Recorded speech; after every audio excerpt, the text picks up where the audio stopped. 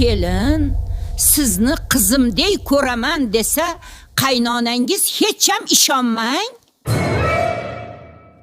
Hammasi shunday deydi, birinchi xatoyingizgacha. Men esa qaynona bilan kelin ahil yashashlari mumkin. U ham kelinni o'z qizidek sevishi mumkin deb o'ylayman. Qaynonani o'z onasidek ko'rmasa ham hurmat qilish kerak. Aytganini qilib, xizmatini qilish shart. Hamma bilan masofani saqlash kerak, subordinatsiyani bilish kerak. Shunda katta muammolar bo'lmaydi. Sizningcha-chi, qaynona kelinni o'z qizidek sevishi mumkinmi? Kommentariyada fikringizni yozing. Kelin, sizni qizimdek ko'raman desa, qaynonangiz hech ham ishonmang.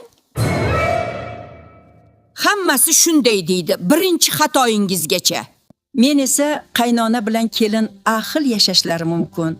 U ham kelinni o'z qizidek sevishi mumkin deb o'ylayman. Qaynonani o'z onasidek ko'rmasa ham hurmat qilish kerak. Aytganini qilib, xizmatini qilish shart.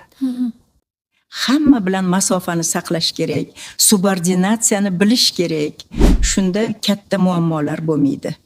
Sizningcha-chi, qaynona kelinni o'z qizidek sevishi mumkinmi? Kommentariyada fikringizni yozing.